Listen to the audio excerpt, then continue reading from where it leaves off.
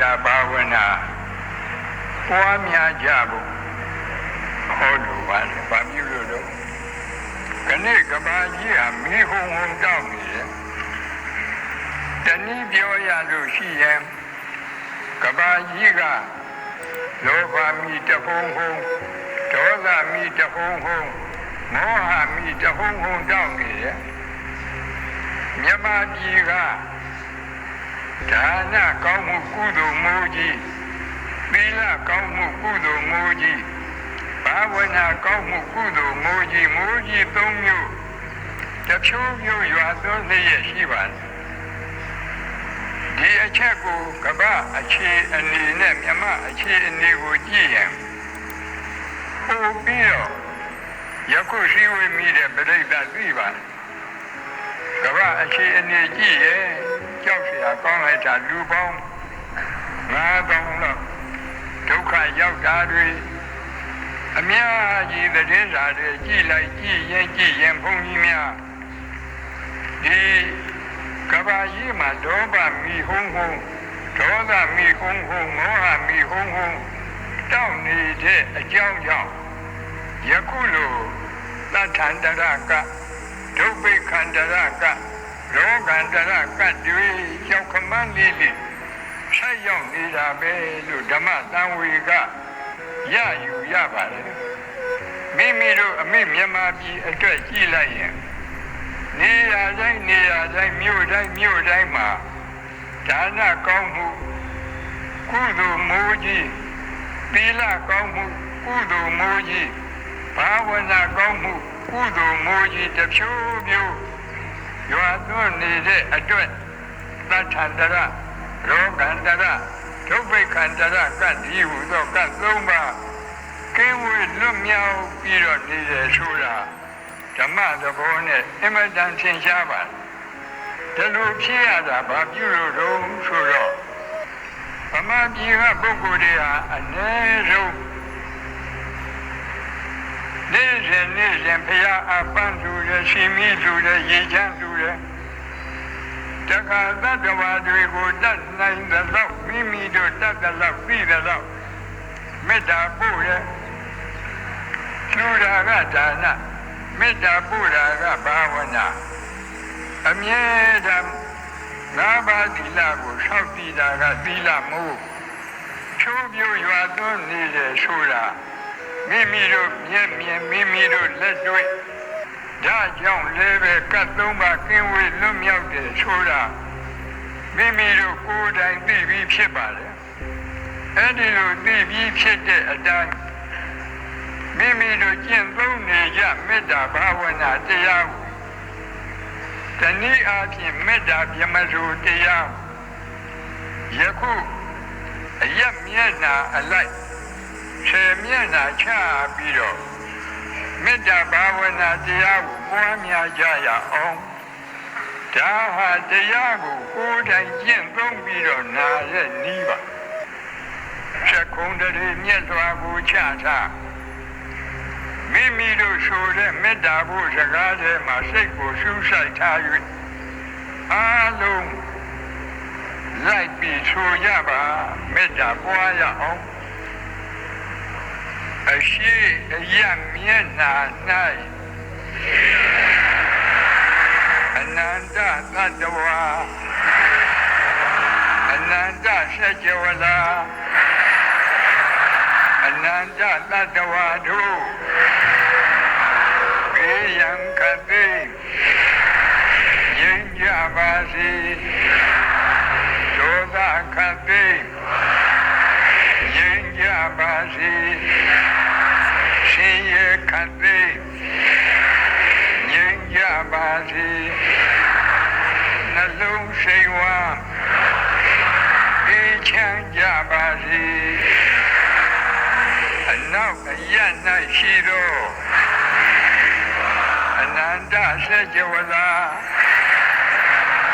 အနန္တသတ္တဝါတို့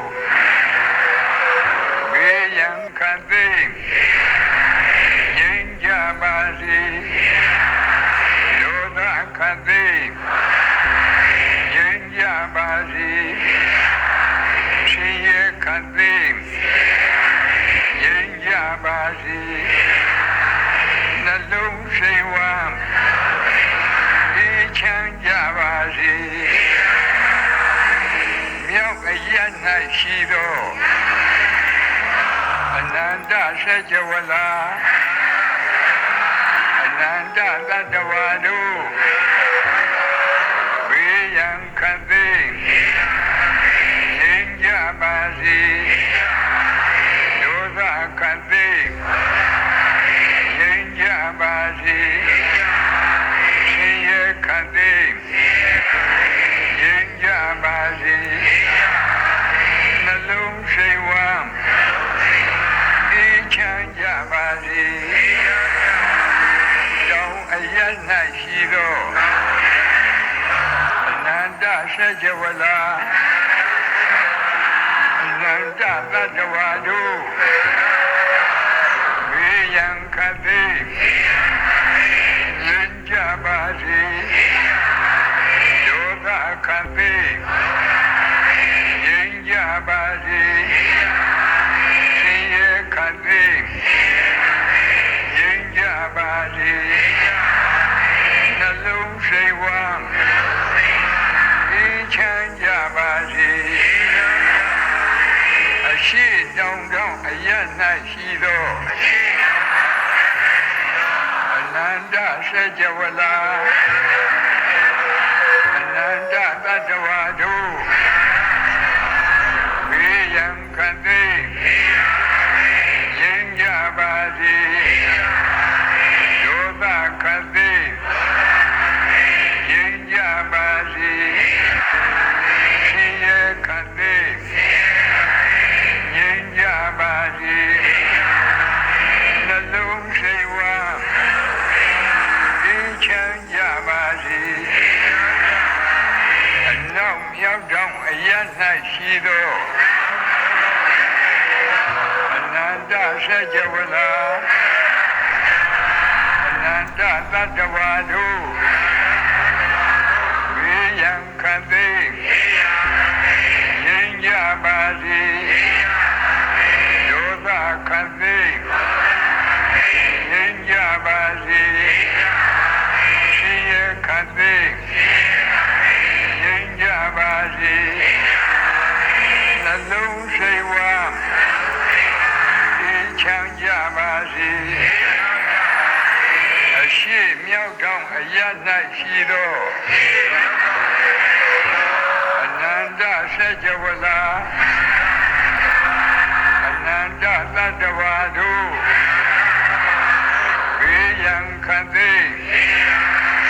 ငြိမ်းကြပါစေဒုသခတ်သိ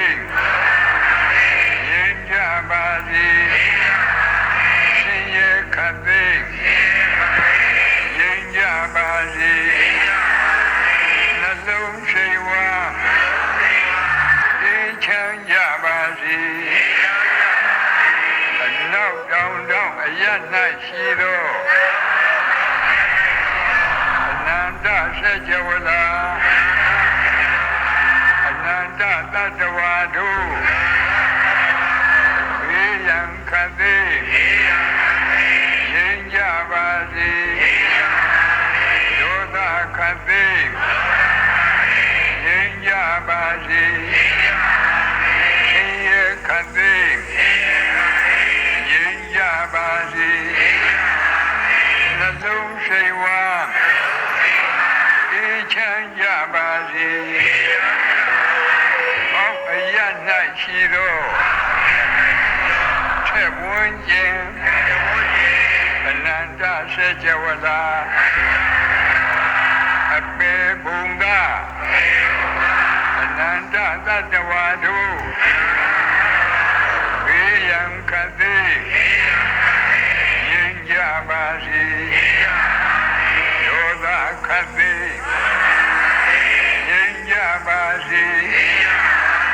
ဆင်းရဲခတ်သိငြိမ်းကြပါစေနှလုံးစိတ်ဝမ်းအေးချမ်းကြပါစေအထက်အရ၌ရှိသော န်းကျင်အနန္တစေကြဝဠာအနန္တနတ်မြမာတို့ဘေးရန်ခတ်သိငြိမ်းကြပါစေဒေါသခတ်သိငြိမ်းကြပါစေရှင်ရဲ့ခတ်သိငြိမ်းကြပါစေနှလုံးစိတ်ဝမ်းအေးချမ်းကြပါစေ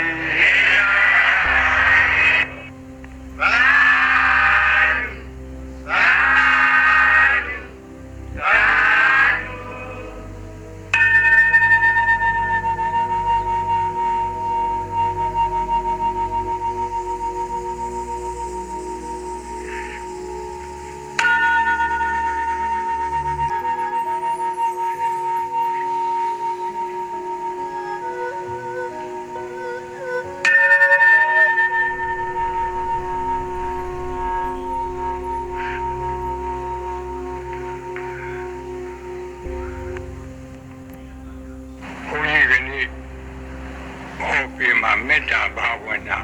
ပွားများပုံဟောပြပါမယ်။တနည်းကပဋိသင်္ပိဒါမဲ့ပါဠိတော်မှာလာတဲ့ထိသာဖရဏမေတ္တာလို့ခေါ်တဲ့အယတ်ရှေမျက်နှာဖြန့်ဝေတဲ့မေတ္တာဖြစ်ပါတယ်။တနည်းက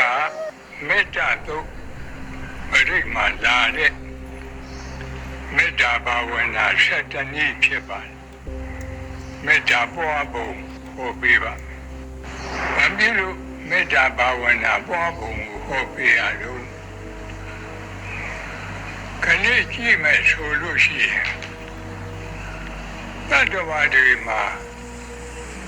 ယာဂမိဒေါသမိမောဟမိမိသုံးပါးတဟုံးဟုံးလောင်းနေတယ်ဒါကမြင်ရတဲ့ဉာဏ်နဲ့ကြည့်ရင်မြင်ရတဲ့မိသုံးပါးတခါဉာဏ်နဲ့ကြည့်ရင်မြင်ရမယ်အကျိုးမိကမရဲမိအဲ့ဒီမှာသင်္ကစားတော်ကြီးကမိသုံးပါးနဲ့အကြောင်းပြုပြီးတော့ဟောထားတာရှိတယ်လောဘကိနေသူနိစ္စယဒေါသကိနေဝိဝတ္တရိဒေါသကိနေသူနိစ္စယမောဟကိနေဝိဝတ္တရိမောဟကိနေသူနိစ္စယနရကကိဝိဝတ္တရိနရကကိဝိဝတ္တန္တာနရနရသူဒုက္ခရိသင်္ဃရာတော်ဘုရားကြီးကဂါထာရေးဖွဲ့ပြီးတော့ထားပါဒါလည်းပဲဣတိဝပါဠိတော်ကလာတဲ့အဂိသုတ်ကိုမှီပြီးတော့ရေးခြင်းဖြစ်ပါတယ်။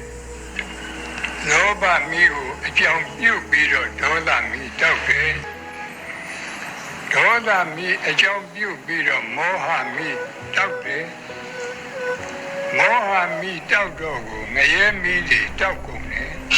။ငရဲမီးတောက်ရင်တတ္တဝါတွေဟာ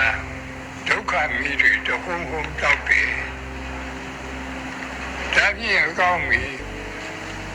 မိကိုငြိမ်းစေနိုင်တဲ့ရည်ရှိတယ်လို့အခုပြောတဲ့လောဘမိဒေါသမမိမောဟမိငရဲမိဒီမိကိုငြိမ်းစေတတ်တဲ့တရားရည်ကိုမရှိဘူးလားတရားရည်ကမေတ္တာဘာဝနာသည်အဲ့ဒီမိတွေကိုငြိမ်းစေတတ်တဲ့ရည်စဉ်ရည်အေးဖြစ်ပါတယ်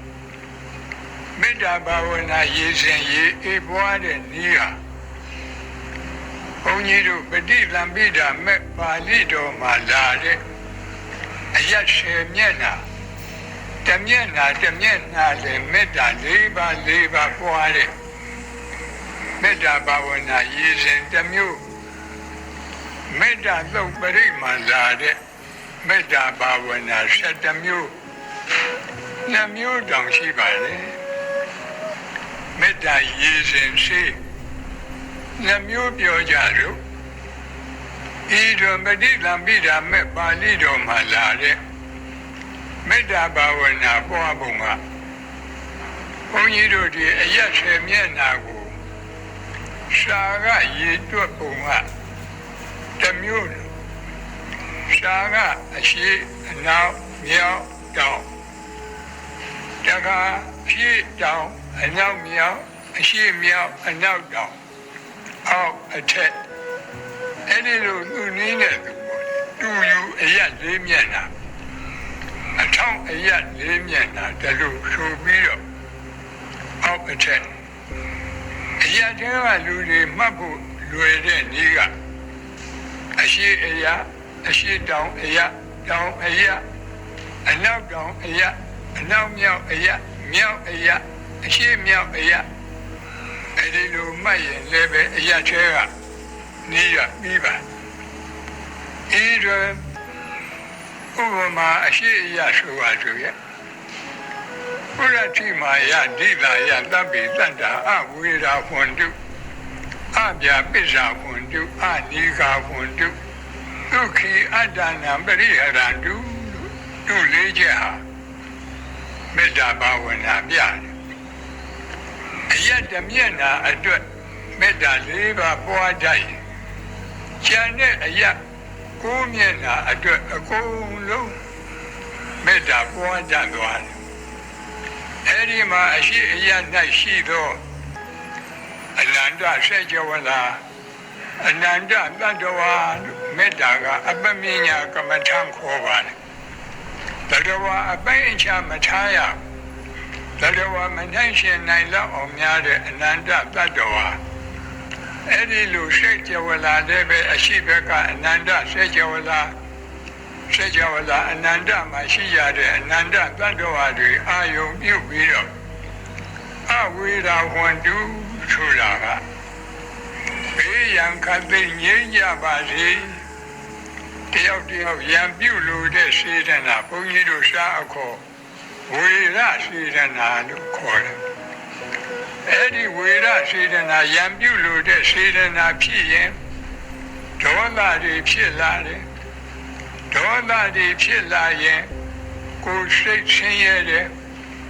အဲ့ဒီကိုယ်စိတ်ဆင်းရဲရင်နှလုံးစိတ်ဝမ်းမအေးချမ်းတော့ဘူးနှလုံးစိတ်ဝမ်းပူပန်တယ်အဲ့ဒါကြောင့်ဒီလေးခုကိုတတ်ပြီးတော့အဝေရာဝန္တုကြည့်ပြီးတော့ဘေးရန်ခတ်သိငြိမ်းကြပါစေအပြာပိစ္ဆာဝန္တုကြည့်ပြီးတော့ဒေါသခတ်သိငြိမ်းကြပါစေအနိဃာဝန္တုကိုကြည့်ပြီးတော့ဆင်းရဲခတ်သိငြိမ်းကြပါစေဒုက္ခိအတ္တနာပရိဟရန္တုကြည့်ပြီးတော့ကိုယ်စိတ်နှလုံးစိတ်ဝမ်းအေးချမ်းရပါစေလို့ဆိုရင်ဗမာနည်းနဲ့ဗမာပွားရင်အနဲ့အတိတ်ပဲမထင်စရာမရှိဘူးမျက်စိကိုမိတ်ထားသို့မဟုတ်စက်ကုံတွေကိုချထားပြီးတော့ပွားကြည့်ရအောင်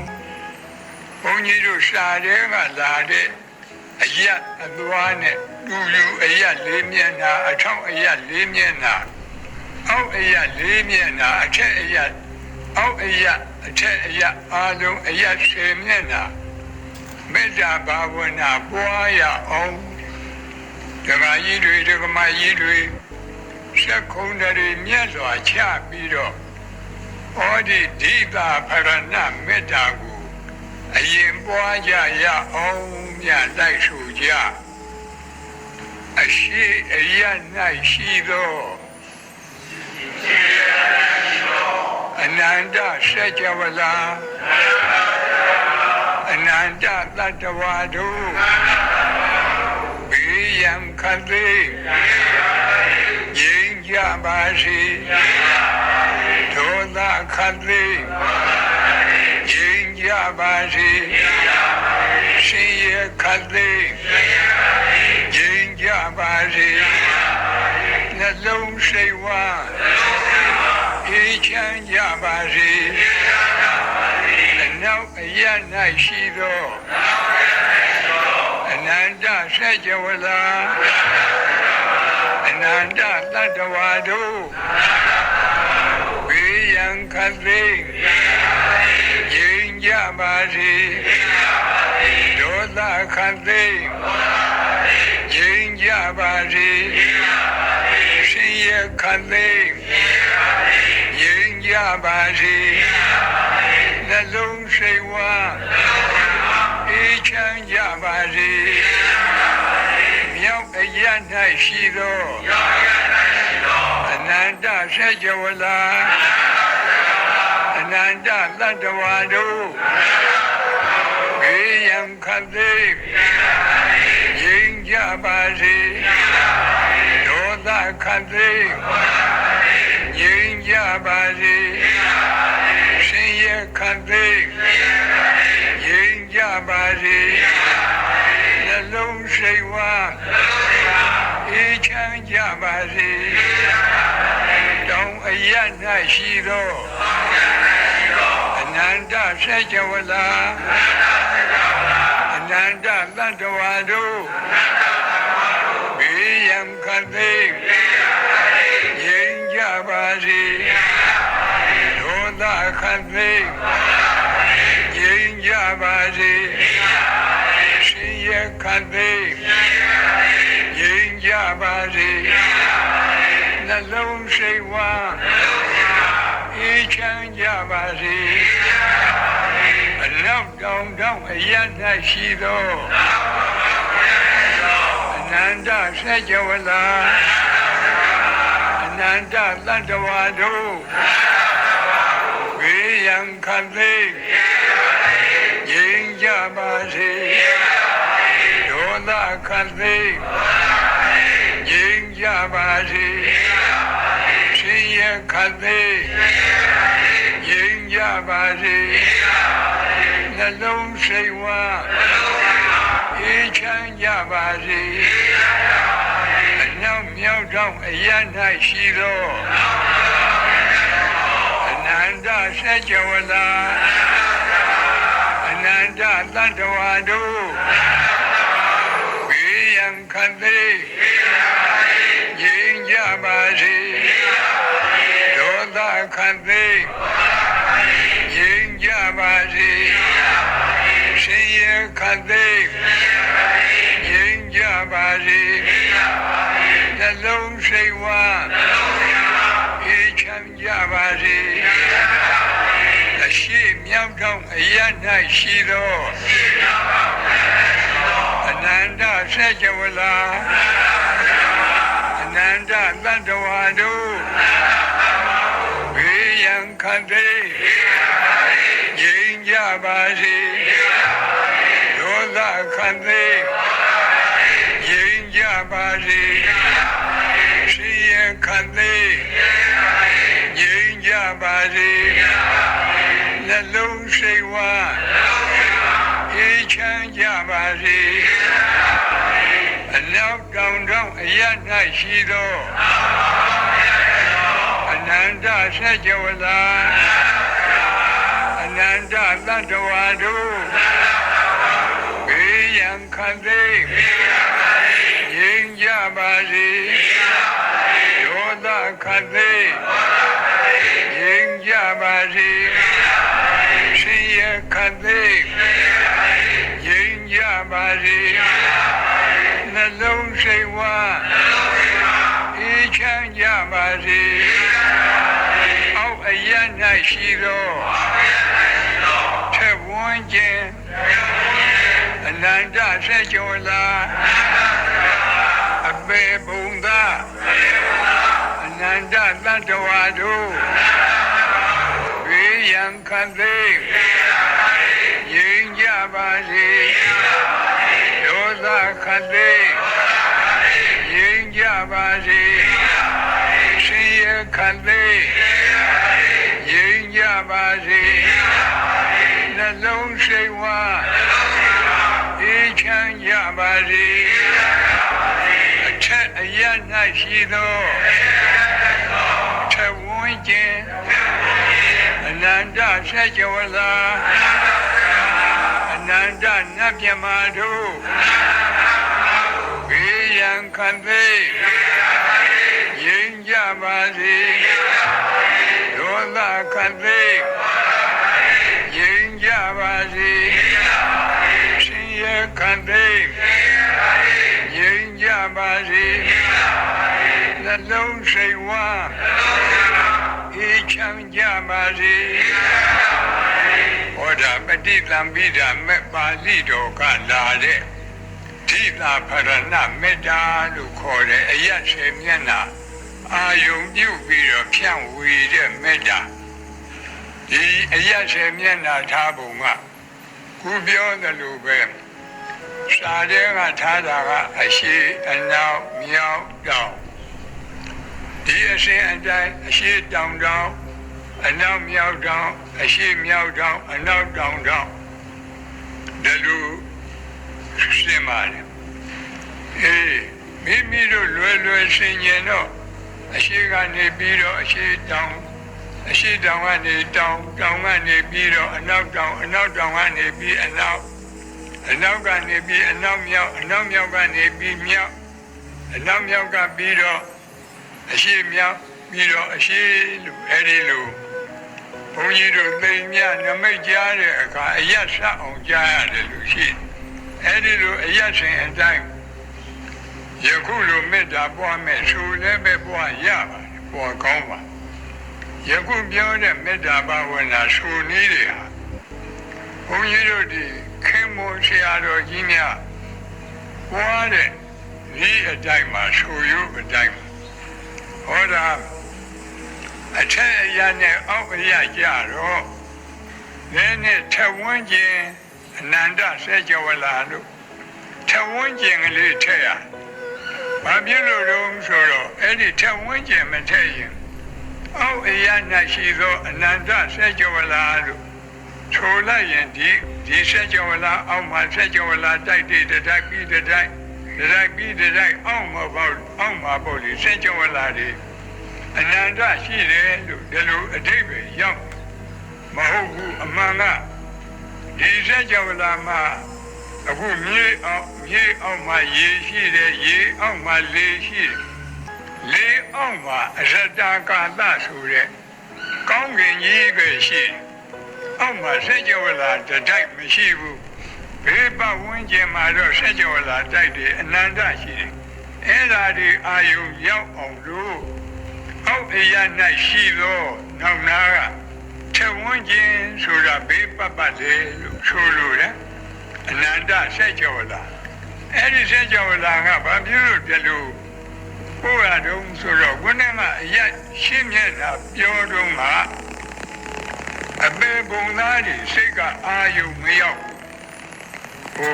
ယ်တိုင်ပို့ကြည့်လဲမရောက်တာတွေ့ရအဲ့ဒါကြောင့်အပေပုံသားတွေကိုအာယုံရောက်အောင်လို့အောက်အရာကပွားရထို့အတူပဲအရာရှင်းမျက်နှာပွားတော့မှအထက်ကနတ်တွေဓမ္မတွေမပါဘူးအာယုံနဲ့မှမရောက်ဘူးမိမိတို့လူတွေတပြင်းနဲ့တည်နေတဲ့လူတွေကသာအာယုံရောက်လို့အထက်ကနတ်တွေဓမ္မတွေရောက်မြတ်တာပွားရအောင်ဆိုပြီးတော့အထက်အရာ၌ရှိသောအနန္တစေကြဝဠာလို့ဆိုတဲ့ရှင်းနာကထဝန်းကျင်လို့ထည့်တာလေဒီအတိုင်းပဲဒီထဝန်းကျင်မထည့်လို့ရှိရင်ဒီစေကြဝဠာရဲ့အထက်မှာစေကြဝဠာတိုက်တည်ဆင်းရဲအနန္တစေကြဝဠာလို့အဲ့ဒီလိုထင်သွားမယ်အဲ့ဒီလိုမထင်အောင်အဲ့ဒီအထင်ကိုတားမြစ်ပြီးတော့ထဝန်းကျင်ဆိုတော့ဘေးပတ်တယ်အနန္တစေကြဝဠာအနန္တနတ်မြတ်မာတို့ဒါလေးပဲထူတယ်ဒါဓိတာဖရဏမေတ္တာလို့ခေါ်တယ်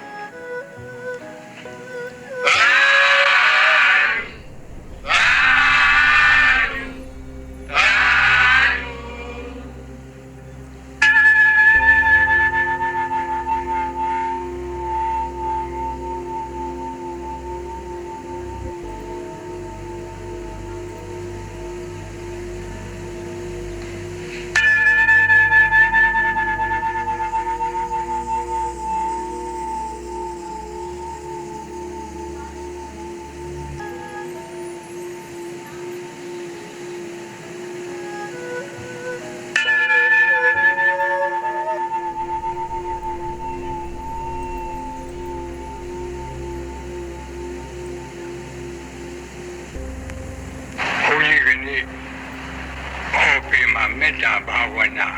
ပွားများပုံဟောပေးပါမယ်ဗုဒ္ဓဘာသာသူတော်စင်တွေသည်နေ့စဉ်အမြဲမပြတ်မေတ္တာသုတ်ပရိတ်ကိုကြားရနာရကိုယ်တိုင်လည်းပဲရွတ်ကြရဒီမေတ္တာသုတ်ပရိတ်ဆိုတာကမေတ္တာဘာဝနာ7 နည်းပွားတဲ့သုတ်မေတ္တာသုတ်ပရိတ်ကြတော့မေတ္တာဘာဝနာ7 နည်းပွားတာကရှိဥစွာဒုက္ခိနောဝခေမိနောဟွန်တုသဗ္ဗတတ္တဘဝန္တုဒုက္ခိတတ္တသဗ္ဗတတ္တခသိန်းဥစ္စုံအလုံးစုံသောတတ္တဝါတို့သည်ဒုက္ခိနောဝကာယိကဒုက္ခနှင့်ပြည့်စုံကြကုန်သည်ဖြစ်၍၎င်းဒုက္ခိတတ္တစေတသိကဒုက္ခနှင့်ပြည့်စုံကြသည်ဖြစ်၍၎င်းခေမိနောဘေးရန်ဝိပအေးမြရကုန်သည်ဝန္တုဘဝန္တုဖြစ်ကြပါစေသတ္တဝါတွေကိုတခွန်းနဲ့ခြုံပြီးတော့ပို့တဲ့မေတ္တာဖြစ်လို့သူ့ကိုဘုန်းကြီးတို့စာအခေါ်သဗ္ဗသင်္ဃာကမေတ္တာလို့ခေါ်တယ်အဲဒီသဗ္ဗသင်္ဃာကမေတ္တာပို့ခြင်းရင်အားလုံးသတ္တဝါတွေစက္ကုံတရေမြတ်စွာချပြီးတော့မျိုးစုံများစွာတတ္တဝါချမ်းသာကိုယ်စိတ်မြဲပါစေဥပယံဘေးကင်းစင်ဝိငြိမ်းအေးကြပါစေအားလုံးသတ္တဝါတွေခြုံပြီးပို့တဲ့သဗ္ဗသင်္ဃာကမေတ္တာဒါကတနည်း၎င်းနောက်ယေကေရှိပါဏဗုဒ္ဓတိတတဝါသာဝရဝနဝသေတာအားလုံးကြားရတယ်အားလုံးရွတ်လက်ရွတ်ကြဘုန်းကြီးတို့ဒီပါဠိလိုတကယ်မေတ္တာပွားပြီးဆိုတော့ယေကေရှိပါဏဗုဒ္ဓတိတတဝါသာဝရဝအနဝသေတာသဗ္ဗတတ္တဘဝန္တုဒုက္ခိတတ္တအဲ့ဒီလိုပို့ရပါတယ်ဟိုးနောက်နာမှာသူရဲ့အဖြတ်တကရှိပါတယ်အဲ့ဒါကိုဘုန်းကြီးတို့ဘယ်လိုဝနှစ်ပုံနှစ်စုထားပြီးပွားတဲ့မေတ္တာမှုသူ့ကိုဒုက္ခမေတ္တာလို့ခေါ်တယ်ဆိုကြပါစို့ဟင်းတစ်မျိုးတည်းစနေရတော့အာယုံကစိတ်မကျေနပ်ဘူး2 မျိုးလောက်အာယုံပြောင်းခြင်းတယ်လို့ပဲအခုလည်းပဲသတ္တဝါတွေကိုအကုန်လုံးတခွန်းနဲ့ခြုံပြီးသဗ္ဗသင်္ဃာကနဲ့အာမရရင်ဒုက္ခမေတ္တာသတ္တဝါနှစ်ပုံထားပြီးပွားတဲ့မေတ္တာပွားနိုင်ဖို့တတဝါသာဝရဝအနဝသေတာသဗ္ဗတတ္တဘဝန္တုဒုက္ခိတတ္တလို့ပွားရဗမာလူပြောတော့တတဝါဆိုတာကြောက်တတ်တဲ့တတ္တဝါဒေါသကိလေသာမကင်းသေးတဲ့ပုထုရှင်သောတာပန်တဂရကံကိုကြောက်တတ်တဲ့တတ္တဝါလို့ခေါ်တယ်သာဝရဆိုတာမကြောက်တတ်တဲ့တတ္တဝါဒေါသကိလေသာကင်းလို့မကြောက်တတ်တဲ့တတ္တဝါဆိုတာအနာဂံနဲ့ယဟန္တာအဲ့ဒီနှစ်ခုကြောက်တတ်မကြောက်တတ်နေရများစွာတတ္တဝါချမ်းသာကိုယ်စိတ်မြဲပါစေဥပယံဘေးကင်းစင်ဝေးငြိမ်းအေးကြပါစေဒီလိုပွားရပါတန်ခါသူရဲ့တွဲပဲ့နောက်နာမှာဒိဋ္ဌဝါယေဝအဒိဋ္ဌာဗမာလူပြောရင်မိမိမျက်စိနဲ့မြင်အပ်တဲ့သတ္တဝါတွေဟောဒီဓမ္မယုံကြီးပေါ်မှာဒီအထက်ဒီအဆောက်အဦထဲမှာရှိနေတဲ့သတ္တဝါတွေဟာမြင်အပ်တဲ့သတ္တဝါဒီအဆောက်အဦရဲ့ပြင်ဘက်ကအရက်10 မျက်နှာရှိတဲ့သတ္တဝါတွေဟာမမြင်အပ်တဲ့သတ္တဝါနှစ်ခုထားပြီးတော့မြင်အပ်မမြင်အပ်နှစ်ရက်များစွာတတ္တဝါချမ်းသာကိုယ်စိတ်မြဲပါစေအဲ့ဒီလိုပွားရပါမယ်နောက်ကဒူတွေဝတ္တန်တိအဝိဒူတွေဆိုတာကအဝိမာနေတဲ့တတ္တဝါအနိမာနေတဲ့တတ္တဝါခုနကတတ္တဝါနှမျိုးကိုပြန်လိုက်တာအဝိမာနေတဲ့တတ္တဝါဆိုတာဒီအဆောက်အအုံပြင်ဘက်ကအရက်10 မျက်နှာမှာနေကြတဲ့တတ္တဝါတွေအနိမာနေတဲ့တတ္တဝါဆိုတာဒီအဆောက်အအုံအတွင်းမှာရှိတဲ့တတ္တဝါတွေအာယုံပြုတ်ပြီးတော့ဝိနေနီးနေနှထွေများစွာတတ္တဝါချမ်းသာကိုယ်စိတ်မြဲပါစေ ဒီလိုပွားရပါပြီးတော့နောက်နာမှာဘုဒ္ဓဝသံဝေတိဝသဗ္ဗတတ္တဘဝန္တုဒုက္ခိတတ္တာဆိုတာဘုဒ္ဓဝါဆိုတာတန်တရားဖြစ်ပြီးပြီနောက်ဖြစ်เสียမရှိတော့တဲ့ဘဝဇတ်ဆုံးတဲ့ယဟန္တာပုဂ္ဂိုလ်တွေသံဝေတိဆိုတာဘဝဇတ်မဆုံးသေးတဲ့ပုထုဇဉ်သောတာပန်သဂရာကအနာဂံပုဂ္ဂိုလ်တွေဒါတွေကိုခြာနှပုံထားပြီးတော့ဘဝဇတ်ဆုံးမဆုံးများစွာတတ္တဝါချမ်းသာကိုယ်စိတ်မြဲပါစေလို့အဲ့ဒီလိုမေတ္တာပို့ရမည်ဖြစ်ပါတယ်တက္ကတတဝါကိုနှစ်ပုံထားပြီးပို့တဲ့မေတ္တာ၃ပါးအပြင်တတဝါကို၃ပုံထားပြီးပွားတဲ့မေတ္တာကြတော့တိကမေတ္တာခေါ်ပါတယ်အဲဒီမှာဘုန်းကြီးတို့သတ္တဝါထာဝရဝနဝတိလာဒီကဝါယေဝမဟန္တာမေဇိမာရတကအနုကထူလာဒီပါဠိဂါထာထက်ဝက်မှာဘုန်းကြီးတို့သတ္တဝါ၃ပုံ၃ပုံ၃စုရအောင်ဉာဏ်ဖြန့်ရဒီကဝါရှည်လျားတဲ့ခန္ဓာကိုယ်အတ္တဘောရှိတဲ့သတ္တဝါနောက်နာကရတ္တာလို့ပါတယ်တူတဲ့ခန္ဓာကိုယ်အတ္တဘောရှိတဲ့သတ္တဝါမျက်စိမှာမရှိမတူအလေအလတ်အတ္တဘောရှိတဲ့သတ္တဝါလို့ရှည်တဲ့သတ္တဝါဆိုတော့မွေတို့ငကားတို့တူတဲ့သတ္တဝါဆိုတော့လက်တို့မရှိမတူဆိုတော့ဒီကြားကသတ္တဝါတွေဒါသုံးခုကိုခြုံပြီးတော့ရှည်တူအလတ်သုံးရခန္ဓာသတ္တဝါချမ်းသာကိုယ်စိတ်မြဲပါစေဒီလိုပွားရတက္ကနောက်လာတဲ့မဟန္တာခန္ဓာကိုယ်ကြီးမားတဲ့သတ္တဝါရာဟုအသူရိန်ကြီးတို့ခန္ဓာကိုယ်ကြီးမားတဲ့သတ္တဝါတွေအနုကခန္ဓာကိုယ်သေးငယ်တဲ့သတ္တဝါတွေမိစီမှာအဲ့ဒီမကြီးမငယ်အလေအလတ်သတ္တဝါတွေသုံးစုထပြီးတော့ကြီးငယ်အလတ်သုံးရခန္ဓာသတ္တဝါချမ်းသာကိုယ်စိတ်မြဲပါစေတက္ကနောင်နာကမိစီမာရတကအနုကထူလာရှူတဲ့ဖြိုးတဲ့ဝါတဲ့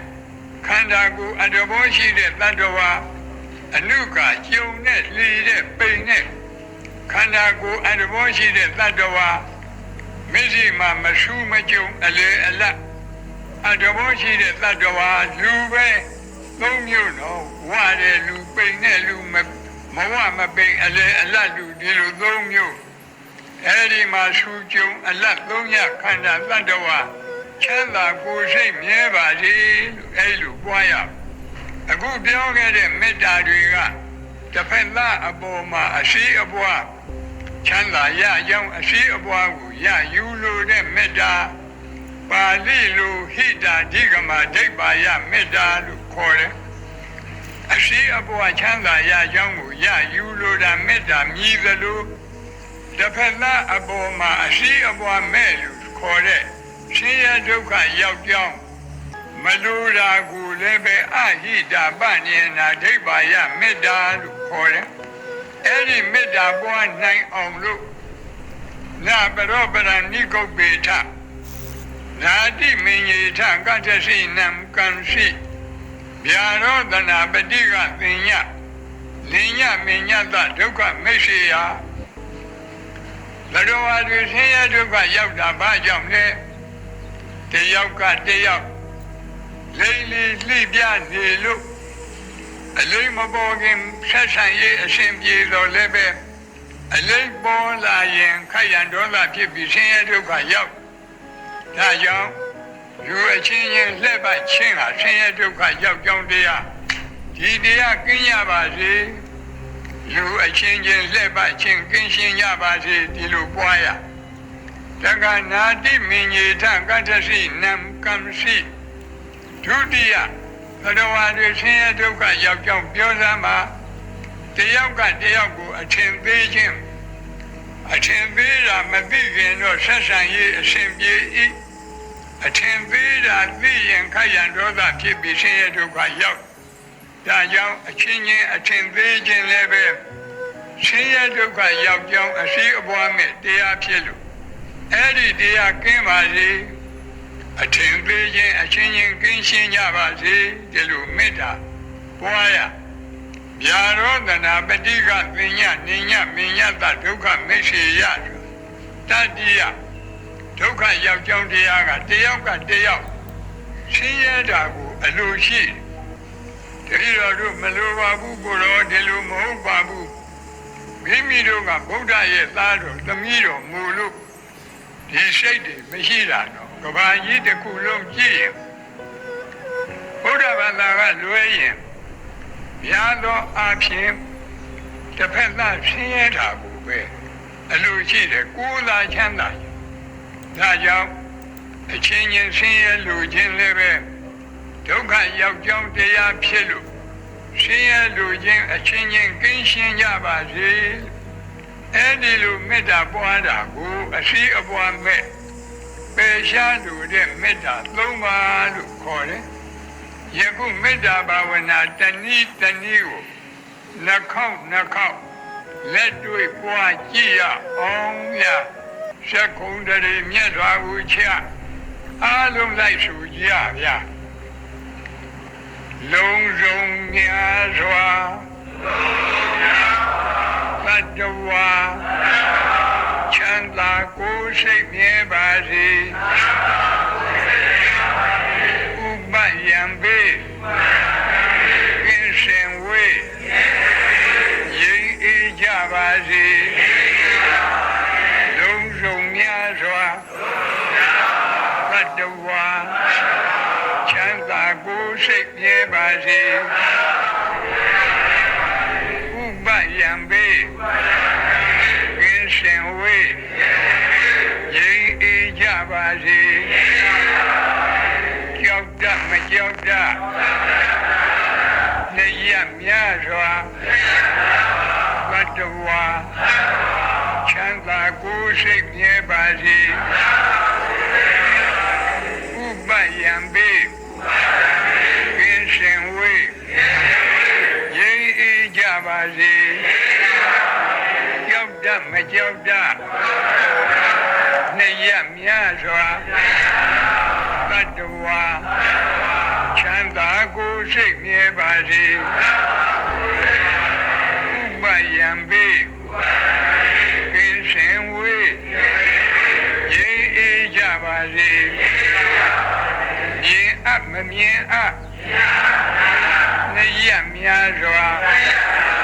သတ္တဝါချမ်းသာကိုယ်စိတ်မြဲပါစေ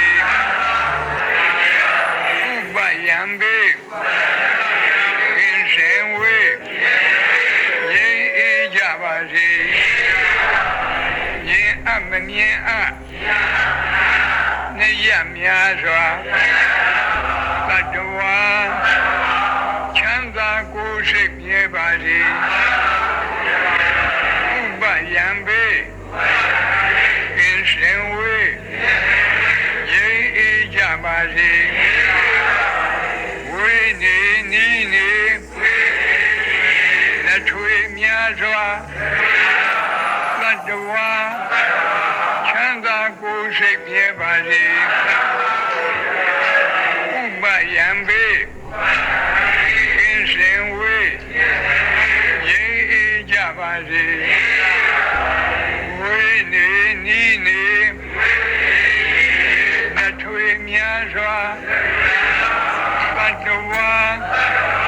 ချမ်းသာကိုယ်စိတ်မြဲပါစေဥပယံပေကင်းစင်ဝေးရင်အေးကြပါစေဘဝဇာဆုံးမဆုံးများစွာသတ္တဝါချမ်းသာကိုယ်စိတ်မြဲပါစေဥပယံပေ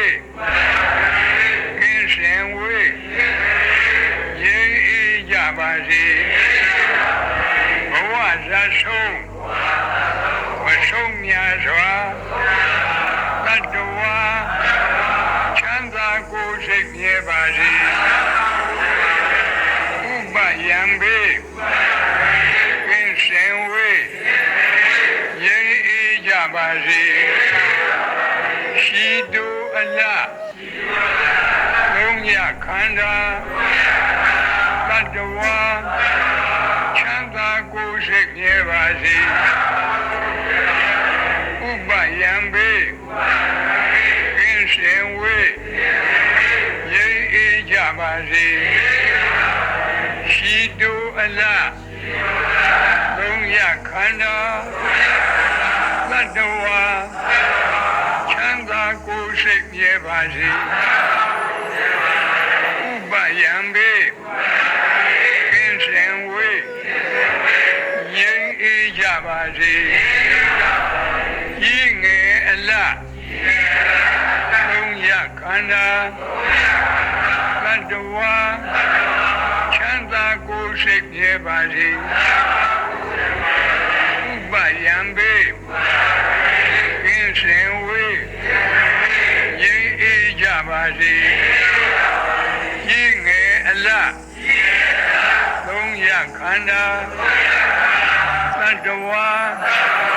ချမ်းသာကိုယ်စိတ်မြဲပါစေဥပယံဘေကင်းရှင်ဝေငြိမ်းအေးကြပါစေထူးကျုံအလားလုံးရခန္ဓာတတ္တဝါ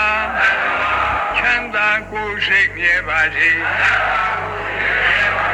ဥပယံဘေကင်းရှင်ဝေငြိမ်းအေးကြပါစေထူးကျုံအလားလုံးရခန္ဓာတတ္တဝါချမ်းသာကိုယ်စိတ်မြဲပါစေဥပယံဘေကင်းရှင်ဝေငြိမ်းအေးကြပါစေလူအချင်းချင်းလက်ပတ်ချင်းကင်းရှင်းကြပါစေလူအချင်းချင်းလက်ပတ်ချင်းကင်းရှင်းကြပါစေအထင်သေးခြင်းအချင်းချင်းကင်းရှင်းကြပါစေအထင်သေးခြင်းအချင်းချင်းကင်းရှင်းကြပါစေရှင်ရဲ့လူချင်းအချင်းချင်းကင်းရှင်းကြပါစေရှင်ရဲ့လူချင်းအချင်းချင်းကင်းရှင်းကြပါစေဟောတာမေတ္တာဒုက္ခလာတဲ့မေတ္တာဘာဝနာ7 နည်းတနည်းကိုနှစ်ကြိမ်မိမိတို့ပွားပြီးအားလုံးမေတ္တာဘာဝနာပွား၍လောဘမိဒေါသမိမောဟမိငရဲမိတရိစ္ဆာန်ပြိတ္တာအတုရကေအပေမိကိုငြိမ့်သက်နိုင်ပါတယ်လို့ဆိုတဲ့တရားတော်အရာလောဘဒေါသမောဟအပေတိဟူသောမိလေးပါးကိုငြိမ့်သက်၍ငြိမ့်အေးဒုက္ခစငြိမ့်အေးတဲ့ကိုဖြစ်ကြပါစေလို့ထုဝန်ကောင်းလဲတောင်း၏အားလုံးလည်းပဲထုတောင်းရအောင်ဘုန်းကြီးရှိကထုတောင်းပေးမယ်ဤသို့လည်းနေ့စဉ်